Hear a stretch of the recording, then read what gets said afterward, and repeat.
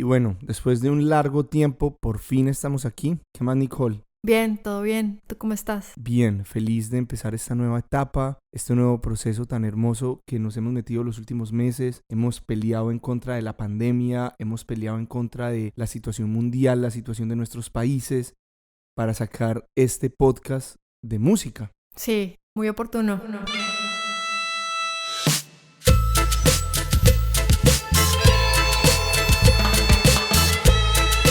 Que nos hablen de esto los candidatos de la oligarquía.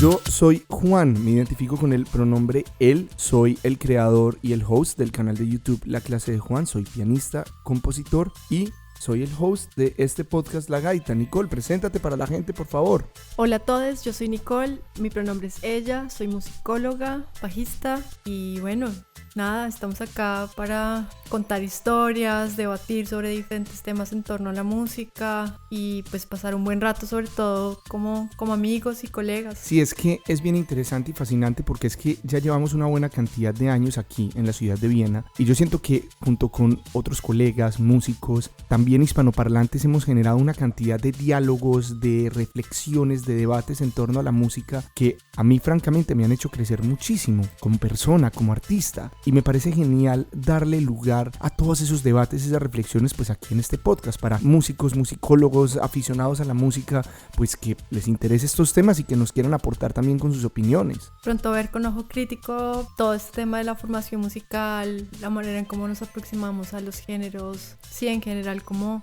la manera en la que clasificamos todo lo que se nos pone enfrente, ¿no? Exacto, y no solamente desde la perspectiva de nosotros, sino desde la perspectiva de una cantidad de invitados que tenemos. Tenemos gente de todos los lugares del mundo. Sí, invitados de lujo, la verdad. Invitados de lujo, la verdad. Tenemos gente espectacular que nos van a estar acompañando, contándonos sus historias. Y aquí en la ciudad de Viena también tenemos una cantidad de historias que eventualmente también les vamos a contar.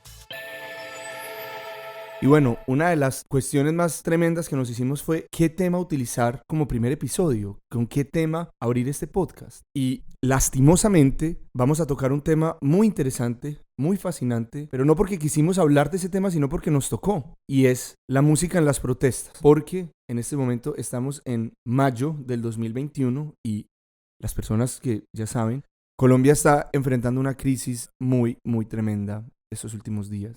Una crisis de derechos humanos, una crisis de identidad y pues queremos aprovechar este proyecto también para dar nuestra voz de eso. No, pues definitivamente eso es algo que nos toca a todos, no importa dónde estemos. Yo creo que fue como un choque de realidad muy tremendo. Personalmente ha sido un aprendizaje profundo y lindísimo. Y algo que se me ha hecho fascinante es tratar de responder la pregunta de a qué suenan las movilizaciones, sobre todo uno estando lejos y teniendo como fuente redes sociales, los amigos, teniendo como referencia la prensa libre y también la prensa del establecimiento. Creo que la música ha jugado un papel fundamental y pues nosotros también aquí en Viena nos hemos manifestado y hemos aprendido de lo que está pasando en las ciudades en Colombia. Y bueno, también pues compartir nuestra voz y nuestra posición frente al tema, ¿no? Y es que a todos los colombianos que se han estado manifestando, que han estado marchando, no solo en Colombia, sino en una cantidad de países del mundo, pues aquí desde Viena, Austria, estamos con ustedes, ¿no?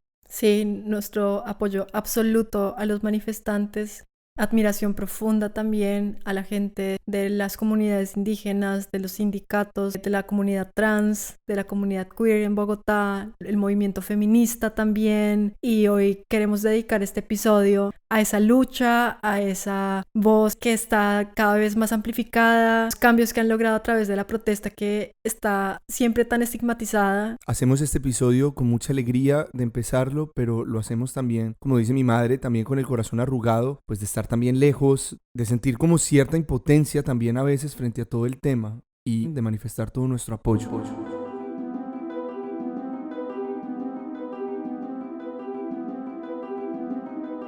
Bueno, y entonces a partir de todas estas inquietudes y de experimentar pues lo que se siente estar lejos, siempre he tenido esa pregunta que les dije antes de ¿a qué suena la movilización en Colombia? Aquí hemos experimentado algunas movilizaciones, protestas, plantones, pongan el nombre que quieran, pero siempre como que el elemento que lo distingue de los demás, más allá de los símbolos patrios como banderas y cosas por el estilo, es la música que se toca y cómo la gente reacciona a eso. Entonces, bueno, Juan, ¿a qué suena la movilización en Colombia desde tu perspectiva como colombiano que vive en Austria? Me suena a euforia, me suena a unión y a diversidad, por ejemplo. También siento que gracias como a una memoria referencial que todos como colombianos tenemos, que muchas personas lo llaman identidad, pero eso más que identidad es una memoria referencial, pues nos unen diferentes ritmos, diferentes folclores, diferentes cosas que nos sintonizan a todos. Entonces por eso también digo unión y diversidad, pues porque se mete mucho más en distintas expresiones musicales que no son como las mismas conocidas de siempre y nos vuelven a dar un significado de las músicas que estamos acostumbrados a escuchar bajo ciertos contextos. ¿Sabes? Como farra o rumba o baile o... Resulta que hay música folclórica que tiene mucha crítica social.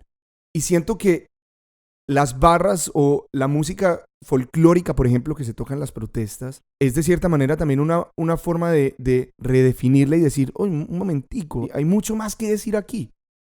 Y si nos fijamos en la música folclórica colombiana como el bullerengue, como la cumbia, como la música de gaitas que se toca en la costa pacífica y atlántica, pues aún fuera de contexto de protestas tienen una información muy real de lo que sucede, de la cultura patriarcal que se vive, por ejemplo. Sí, estoy de acuerdo contigo. Siento que eso es un problema de identidad que tenemos en Colombia y posiblemente en Latinoamérica, que nuestra música la tenemos es ahí como para, sí, tomarnos Claro. unos traguitos.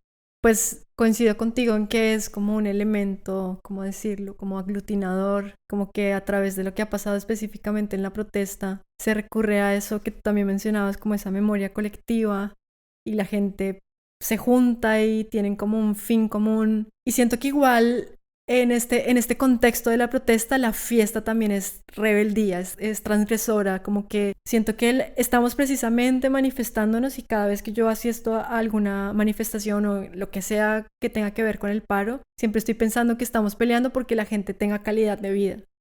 Estamos luchando para que la gente disfrute, esté feliz, pueda bailar y creo que cuando ese tipo de cosas se manifiestan en la calle y la gente celebra todos juntos, tiene una fuerza tan específica.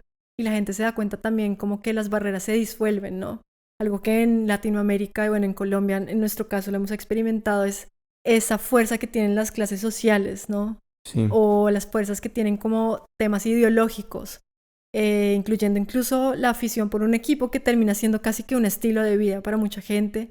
Y con esto de la protesta hemos visto como todas ese tipo de barreras y esos límites se disuelven y la gente se vuelve una y se cambia la letra de una canción, como que todo se usa en favor de expresar eso que está la gente sintiendo, pero no necesariamente como con el deseo de impartir un mensaje positivo ni bueno ni malo, sino como tú hablas, como un modo de desahogo, como una manera de canalizar lo que está pasando. Me ha parecido muy lindo ver cómo todo ha sido mucho más, no sé si llamarlo democrático, pero sí más abierto y mucho menos establecido en el sentido de que la gente sale con una cacerola, hace un ruido y eso como que genera también ese paisaje sonoro, como que contribuye de una manera linda, como que no se definen los sonidos como lindos, buenos, malos ni nada, sino simplemente todo hacen parte de ese todo, ese paisaje que se crea que ilustra la situación actual de tristeza, de alegría, de una cantidad de sentimientos encontrados.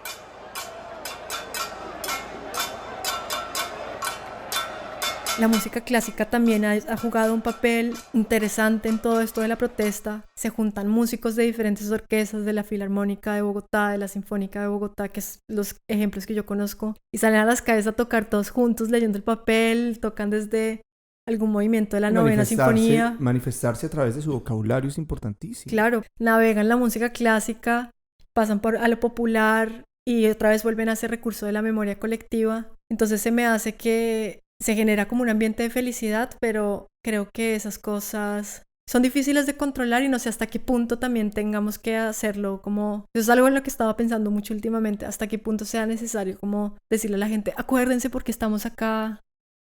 Creo que es un tema más... Acá logramos algo más energético que realmente algo tangible.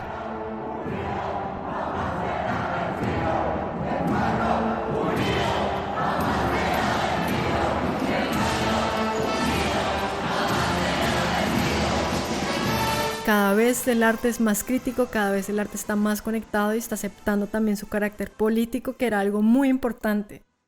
El arte tiene un carácter político y eso es una de las realizaciones más importantes, tienes toda la razón. Pero es lindo también porque estamos aceptándolo, estamos también apropiándolo a nuestra manera, porque la gente creía que había una manera de ser contestatario, de ser político, pero ahora nos damos cuenta que hay una diversidad de posibilidades, también de colaboración, también de crecimiento. Se acaba un poco el tema de la identidad como algo fijo y se vuelve, o sea, no, ni siquiera se vuelve, se acepta como lo que es algo fluido, donde la gente va pasando de un lado a otro. Cambiante. Claro, cambiante, entonces se relacionan músicas que antes eran lejanas y ahora se sienten no solamente en la fusión, sino, o sea, no me refiero a algo como de vamos a hacer un disco de esto que tenga estos elementos, sino en las calles se encuentran este tipo de expresiones, de géneros, de estilos y compaginan de una manera muy impresionante. Entonces uno se da cuenta que es como una manera de llegar al mismo discurso. Y se me hace muy lindo, porque siento que eso no se va a quedar en esa pelea política, ni se va a quedar en esa canción de protesta, sino que en su momento va a agarrar como un camaleón la forma que sea necesaria, y cuando todo esto pase, que pues yo estoy en el lado un poco optimista, siento que viene un cambio importante, la gente va a salir con esa misma fuerza a celebrar, a disfrutar y a también disfrutar todo eso que acabamos de la jerarquización de las músicas, de esa pleitesía tremenda con el mal llamado primer mundo, y me emociona mucho eso. Creo que es un movimiento, lo que está pasando es un movimiento, me voy a atrever a decirlo, decolonial.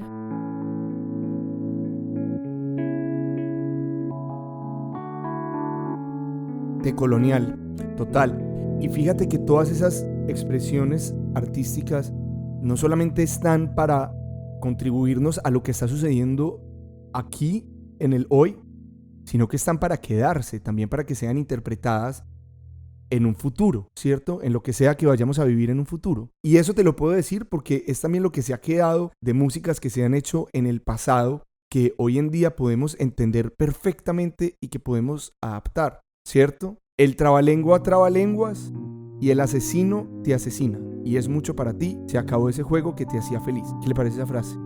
Lindísimo. Una locura. Y aplica mucho para lo que está pasando en Colombia. Te lo comentaba antes de grabar este episodio que eso me había tocado mucho. Esta frase la escribe Charly García cuando tocaba con Serú Girán. Se llama Canción de Alicia en el País de las Maravillas, que fue una referencia o una analogía directa, ¿cierto? El País de las Maravillas como una analogía sarcástica a lo que era Argentina en la dictadura de Videla, ¿cierto? Todas estas cosas eventualmente terminan siendo como cíclicas, ¿sabes? Que volvemos y reinterpretamos y volvemos y reescribimos y volvemos a hacer. Y eso me parece lo lindo también de todo esto.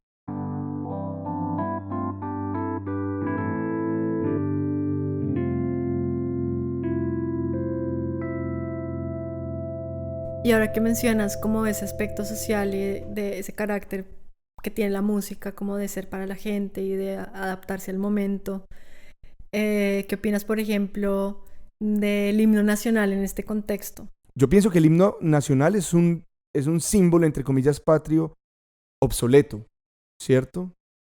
Yo me puedo imaginar como Bolívar en la Gran Colombia. Eso pudo haber sido como muy interesante hablar de esos principios, pero me parecen que están completamente desactualizados, pues. Sí, yo siento que es clave en este momento, y eso tengo la inquietud todavía, no sé hasta qué punto está pasando en Colombia, pero tengo la sensación de que sí pasa, y es llegar a cuestionar todo esto, porque finalmente son cosas que han estado de manera muy sutil, han llegado a nuestras vidas siendo niños, y son cosas que uno no cuestiona, que están relacionadas como con el sentimiento de patriotismo, que pues en cierta medida también pues siento yo que es muy dañino para todo el mundo, y viene también de esa idea como de morir por la patria, de hacer lo que sea por la patria sin cuestionar, o sea, estando ahí, mejor dicho, casi que con un lema de policía de primero la institución y cosas por el estilo. Me llegó a mí como una sensación de rechazo muy que ni la pensé con respecto a esos símbolos y a esa idea del himno y ponerte la mano en el pecho y cantar, versus toda esa expresión que sentía como tan tan auténtica, que no me gusta mucho esa palabra, auténtica en el sentido de lo que me producía, Sí, te entiendo. como tan del momento y tan espontánea y tan linda que sentía como cuál es la necesidad. Pero siento que si volvemos a la pregunta inicial, ¿a qué suena la protesta? No me suena el himno nacional de Colombia. No suena el himno nacional de Colombia precisamente porque no plantea las cosas que está viviendo el país actualmente.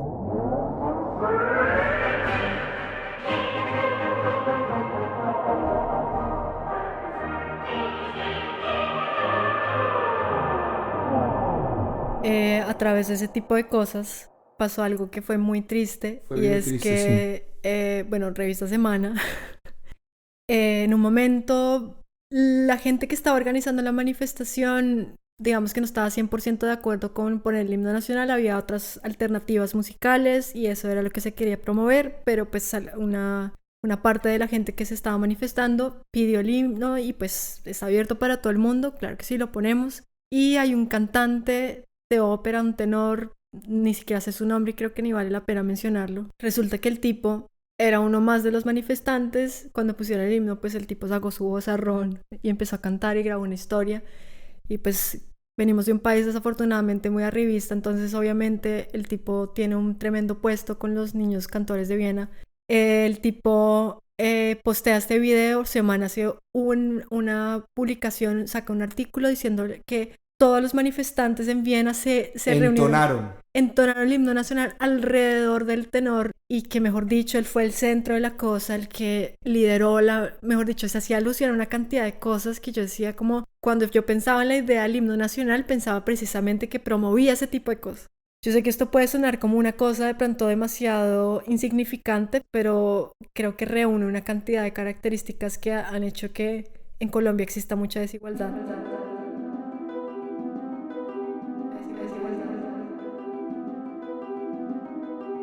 Hablemos del 2019. ¿Qué pasó el 2019? ¿De qué manera se manifestaron los cantantes? Hubo un punto donde propusieron un concierto que se llamaba Un Canto por Colombia, que era promovido como por un comité que se creó con artistas que se llamaba El Paro Suena. Iban a hacer un concierto en el Simón Bolívar y en ese momento el alcalde de turno, que ni siquiera recuerdo quién es, les iba a prestar el lugar. Entonces la gente dijo como, hey, o sea, nos estamos manifestando en contra del gobierno, ¿qué onda? ¿Por qué van a hacer esto? Y después decidieron cambiar toda la programación, hacer una caravana como por la carrera séptima en Colombia. Y me llamó mucho la atención cómo ahí la cosa se fue transformando, se incluyeron más artistas y hubo también otras expresiones. Ese también fue el año de la mezcla de músicos clásicos de diferentes orquestas. El Parque de los Hippies fue el escenario principal de unas cosas increíbles, con también la escena alternativa, como que ahí se juntaron también dos mundos que en Colombia generalmente estaban muy alejados, que eran esos artistas posicionados de disquera con los artistas de escenas emergentes, diferentes géneros, también música electrónica, de pronto con un sentido también más de alegría, porque pues obviamente en el 2019 la cosa estuvo dura, pero creo que me atrevería a decir que no se compara al nivel de violencia y de represión de estos últimos 2 años. Eso ha sido bien interesante, ¿no?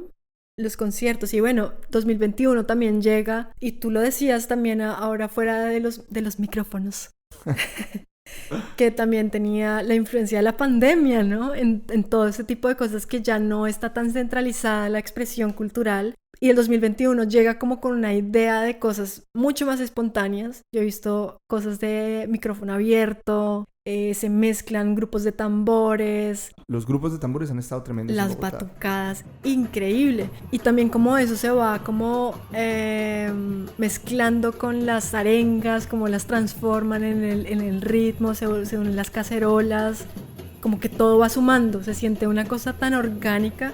Esa palabra la odia mucha gente. Como un proceso muy natural en el que se van agregando capas y la gente se va sumando, y como que, te repito, visto desde afuera, suena todo muy lindo y muy bien.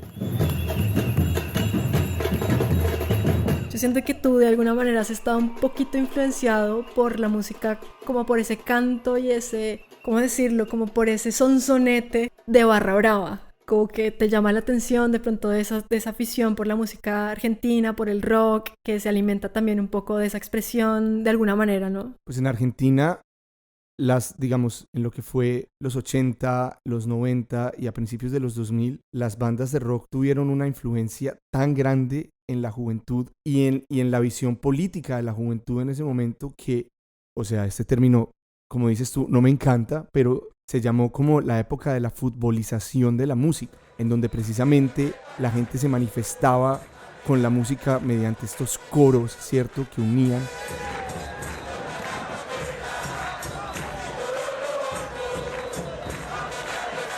La manera de interpretar el momento de las arengas, como la influencia que ha tenido la barra brava, que también hay que decir que pasó algo sin precedentes y que las barras bravas se han unido. He visto videos, espero que sean buenas fuentes, donde están las barras bravas cantando juntas, con los colores de pronto de sus equipos, pero todo muy unido, y se me hace lindo eso porque la gente responde con una velocidad tremenda. Claro, también hay cosas que vienen un poco como de burlarse de características físicas de Duque o de personas que están en el gobierno, a los que más obviamente les caen este tipo de arengas cuando son en contra a Duque y a Uribe. Pero siento que de alguna manera han generado esa sensación como de en el pecho de escuchar a la gente cantando una cosa que no necesariamente tiene como una tonalidad ni una cosa específica, sino Total. como que tiene una libertad interpretativa que es fácil de aprender, pero que tampoco es como una cosa súper básica, sino que requiere cierta actitud, el salto, el movimiento de las manos, también como que la voz sale realmente como fuerte, como que la gente está, como uno nunca lo ha hecho en la vida, apoyando así para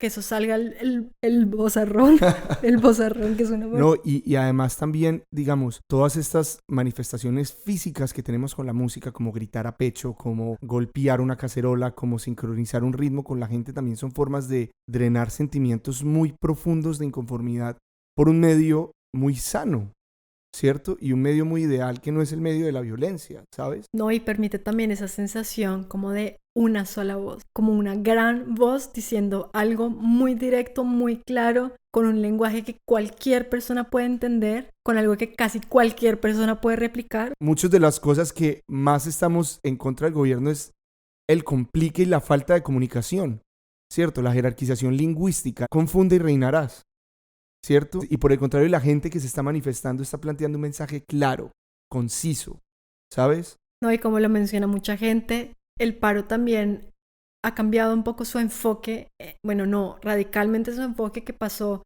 de ser la reforma tributaria como no sé, esa gota que rebasó el vaso para que la gente saliera a manifestarse y retomara lo que pasó en 2019 y en 2020, y pasó de ser esa denuncia en contra de la corrupción, de las malas condiciones de vida, de la inseguridad, de mil mierdas que pasan en Colombia, a ser el reclamo del espacio público, el reclamo de poderse manifestar, de estar ahí, de bailar, de cantar, de gritar, de putear.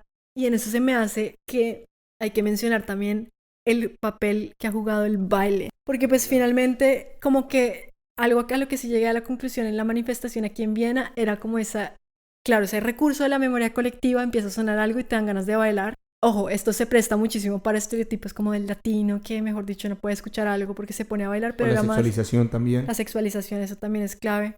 Pero aquí sentía como la manera en cómo se han manifestado diferentes comunidades, por llamarlas de una manera, a través del baile, con su manera específica, pero por ejemplo, por hablar de la comunidad queer, la comunidad trans en Colombia, con estas chicas que están haciendo voguing, bailándole a los policías, yo creo que al punto de estar desnudos, desnudas y desnudes, es muy impresionante cómo el baile llega a ser una cosa, claro, está estigmatizada y lo que tú dices, sexualizada, y ellas llegan a manifestarse de esa manera, bailando, con la música que elijan, porque también como que ahora todo se convierte en un medio, como que la gente sabe con qué intención se está protestando, se está manifestando la gente, que puede ser una música de la que sea y la gente entiende.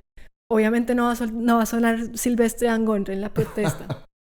Por favor, eso no va a pasar, pero... Tremendos tweets los del man, ¿o qué? No he visto, afortunadamente no Sí. he tenido la oportunidad.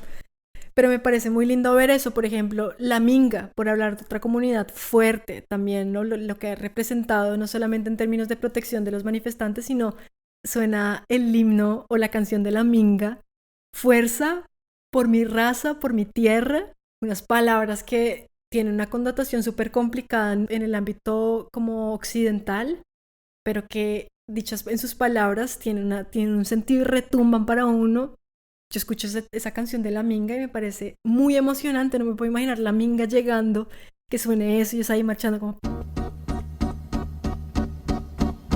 Guardia, guardia, fuerza, fuerza, por mi raza, por mi tierra. Guardia, guardia, fuerza, fuerza, por mi raza, por mi tierra. Guardia. Una comunidad que no puedo dejar de mencionar, que siento que ha tenido una influencia incluso aquí en Austria muy impresionante. Les voy a contar una historia muy rápida. A mediados de mayo aquí en Viena hubo una manifestación feminista en contra de los feminicidios en Austria. Ya van alrededor más de 10 feminicidios en lo que va del año y la cosa se está poniendo crítica.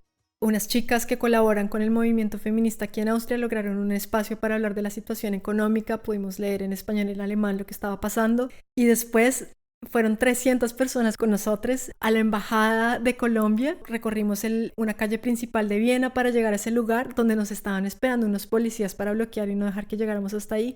Pero lo que me llamó la atención muchísimo de la manifestación era ver cómo la canción latinoamericana feminista había logrado un espacio tan tremendo en este ámbito, y de hecho muchas arengas y cosas las decían en español. Alerta feminista gritaban todo el tiempo. Hay una canción muy muy linda que si no la conocen les recomiendo que la busquen, que se llama Canción sin miedo, que es precisamente hablando de cómo las mujeres feministas se levantan, el movimiento feminista se levanta para protegerse entre ellas en el caso de la violencia contra las mujeres, y aplica muchísimo a la protesta porque habla de: yo me levanto si alguna persona te apaga los ojos, yo respondo y si se meten con una respondemos todas. Obviamente para alguna gente eso podría sonar como una cosa muy violenta, pero yo siento que más bien es una canción de apoyo, de hermandad, de sororidad, de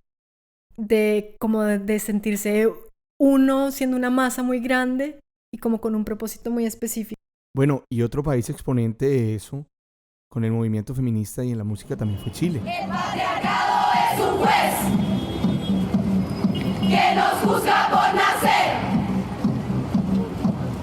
y nuestro castigo es la violencia que no ves. Pero sí, definitivamente ha sido muy lindo todo ese viaje que ha tenido la música y cómo entra en diferentes contextos de protesta en Latinoamérica y en otros lugares. Por ejemplo, no podemos dejar de mencionar músicas, digamos, prestadas, por decirlo de alguna manera, el baile de los que sobran, Bella Ciao, que juegan un papel tremendo en lo que está pasando porque también mandan un mensaje directo a lo que está pasando y la gente sí se siente muy identificada. Y pues finalmente esta música, también este rock latinoamericano, perteneció como a una generación que también está en las calles hoy en día, ¿no? Como que... Y lo que tú dices cambia un poco como ese sentido de la fiesta o algo así, a algo más como, claro, se está resignificando y se entiende de esta manera muy linda. ¡Vamos, pueblo carajo! El pueblo no se rinde, carajo. ¡Vamos, pueblo carajo! El pueblo no se rinde, carajo. ¡Con la educación, carajo! El pueblo no se rinde, carajo. ¡Con nuestra cultura, carajo! El pueblo no se rinde, carajo. Y bueno, bajo estas circunstancias, eso fue el primer episodio del podcast La Gaita. Y yo creo que estas circunstancias no hacen de esto una situación excepcional. Y es la razón por la cual estamos haciendo este podcast, y es para reaccionar a qué está sucediendo hoy en día en la música. Hoy en día son en las protestas, pero mañana van a ser, quién sabe, muchos otros temas. Y de eso se trata, de tener una versión actual, una versión abierta, una versión inclusiva, entender la música desde las diferentes perspectivas, desde las minorías, desde la gente de otros países, desde el otro lado del mundo. Creo que eso es un objetivo importante del podcast, así que no creo que se salga tanto de contexto esta situación tan importante y a la vez tan dolorosa por la que estamos viviendo en Colombia. Nikki, ¿cómo quieres concluir tú? Bueno, pues yo la verdad me siento muy afortunada de estar viviendo en este momento toda esta situación, lo que decía antes, como de conciencia, y poderla compartir con amigos, con colegas, con mis hermanas. Ha sido muy lindo. Nos gustaría mucho saber su opinión a ustedes, a qué les suena la movilización en Colombia. Colombianos en Colombia, colombianos en el exterior, a qué les suena, en qué está sonando la movilización colombiana en sus países. Nos gustaría muchísimo saber. Muchas gracias por escuchar este primer episodio del podcast La Gaita. Hoy estuvo Nicole Gómez con nosotros en el estudio. Gracias infinitas por su participación y por ser miembro de este equipo. En nuestro próximo episodio... Pero te lo voy a poner así. Lo que hacía Bach en su tiempo, en 1715, 1700, digamos, no es muy distinto a lo que vos haces cuando te dan una partitura con unos acordes y tienes que improvisar encima de eso. Es algo muy similar. En ese sentido, la música del barroco es jazz. Recuerden seguirnos en nuestras redes sociales. En Instagram y Facebook nos encuentran como @lagaitapodcast. Recuerden también suscribirse a nuestro canal de YouTube y dejarnos sus comentarios. Nos vemos dentro de 2 semanas con más historias, personajes y temas fascinantes de la música. Y hasta entonces, nos despedimos.